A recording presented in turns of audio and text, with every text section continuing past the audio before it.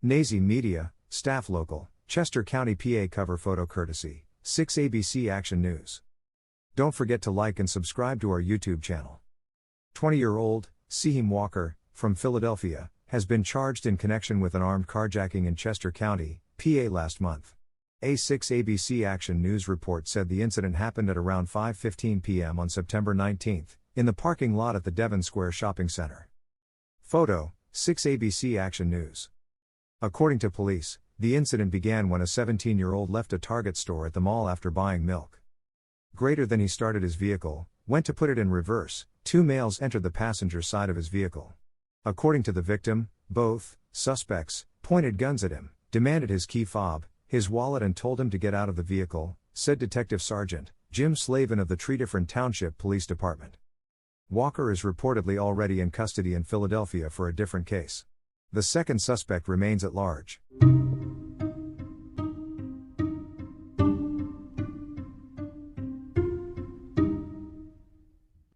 Yorkbound Publications. Written by Louis Leach III. Copyright C. by Yorkbound Enterprise 2022. All rights reserved. No parts of this book may be written or retransmitted without written permission from the author. Can't knock the hustle. Episode 2. If IT don't make dollars, IT don't make sense. Just the mention of the word money brought a smile to Champagne's face. If there was one thing that could definitely put a smile on Champ's face, it was money. And lots of it too. Champagne had been diagnosed with a mental disease called caviar taste on a ramen noodle budget. Don't get me wrong. Most times Champ was built for her taste, but sometimes, things got a little rough for Champ, just like it did for most of us. That was normal. The problem with Champ was that when things were going good for her, she always seemed to rack up more debt, or monthly payments for something else. By the time Champ's ups were over, she seemed to be further in the hole than she was before things had began going good for her. Unless Champ struck it very big in some type of way, this was probably how the rest of Champ's life was going to be. Short periods of being up, followed by long stretches of being down. Just the thought of this shit always made Champ shudder. Make some money how? Champ asked as she passed Mark the Walmart bag containing the items she'd picked up for him. Mark didn't even bother to answer her or look up from his seat in the desk chair he brought with him. Mark slid the chair across the floor, grabbed a backpack, and slid back to where he was the first time. Champ smiled as she watched Mark work, or whatever the hell it was that he was doing. In all of the years she'd known her brother, she had never seen him this focused on anything. Even as a child, Mark had never been able to focus on much of anything without his mind eventually wandering off into space somewhere. Champ continued to watch as Mark emptied the contents of the antifreeze-shaped container called degreaser into a saucepan. Champ pulled up a chair and grabbed herself a front-row seat to the show. She sat there staring at Mark with her eyes and mouth wide open. Champ was practically drooling at the mouth, without being aware of it at all. Champ was entranced by what was transpiring right before her eyes. Mark was literally making money. Champ quietly sat and watched as Mark expertly went about his business, which was basically printing money.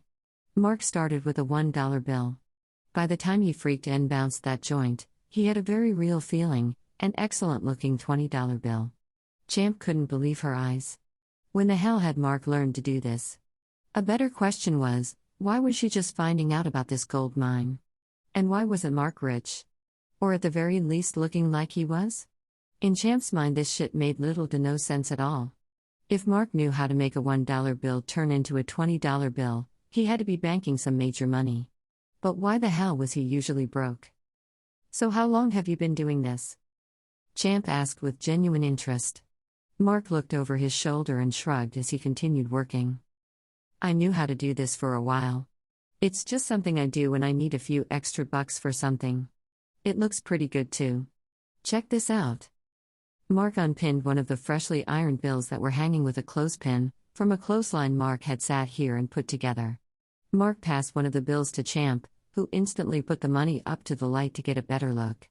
She had no idea why that was the first thing she did with the funny money, but it seemed like the thing to do if you were checking the realness of the finished product. Champ slowly nodded. She could not see a difference between the bill that was in her hand and a real $20 bill. Champ also realized her I was untrained in these type of things, so she didn't get too hype about that. What had Champ struggling to not hyperventilate from excitement was the feel of the funny money. It wasn't super thin like others she'd come across in passing. Mark's product felt like the real thing. As a matter of fact, Champ said mostly to herself as she reached into her pocket to pull out a few dollars. She grabbed a $20 bill and began to compare it to Mark's bill. Oh my freaking god. Champ was feeling like she'd just struck oil. This shit was literally a money printer. Champ couldn't help but to envision herself traveling from exotic destination to exotic destination. Not for a vacation, this was how Champ wanted to live, period. And her little brother had the key to the lifestyle she'd always longed for. The one thing that was standing in the way of her dream lifestyle was the same person in possession of the key to that shit, Mark.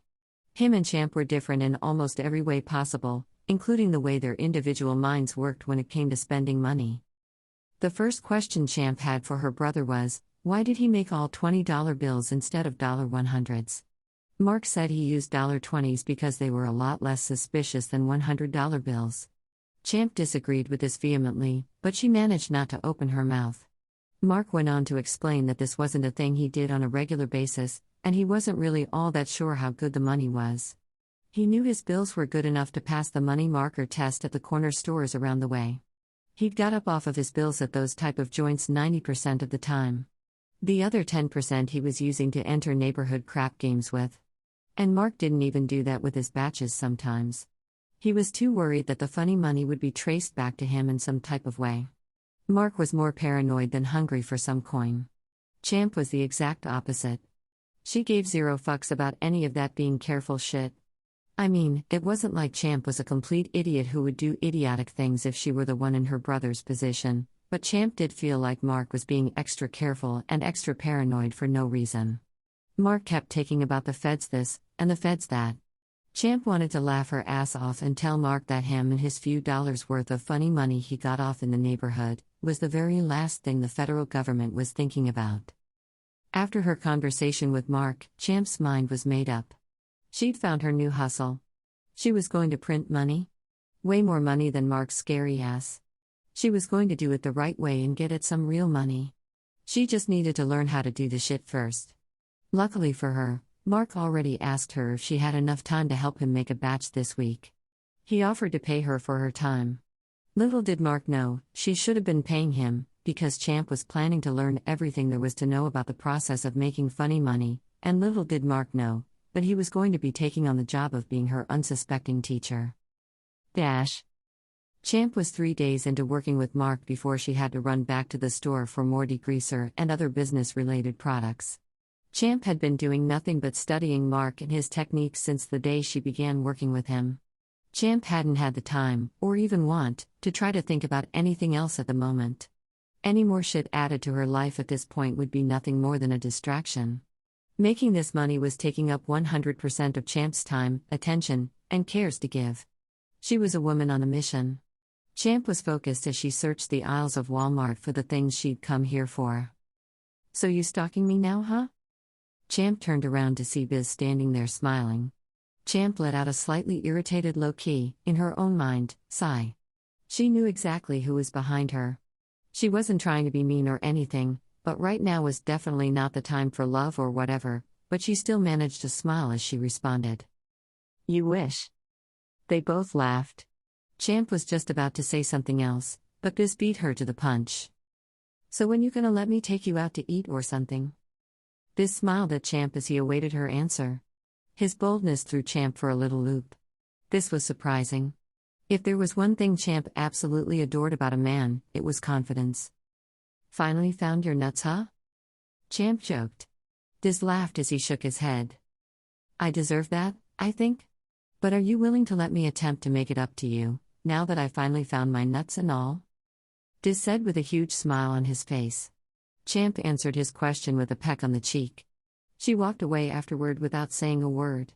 She put a little extra stank in her walk as she exited the scene too. Diz stood there shaking his head. A woman of mystery. I like that shit.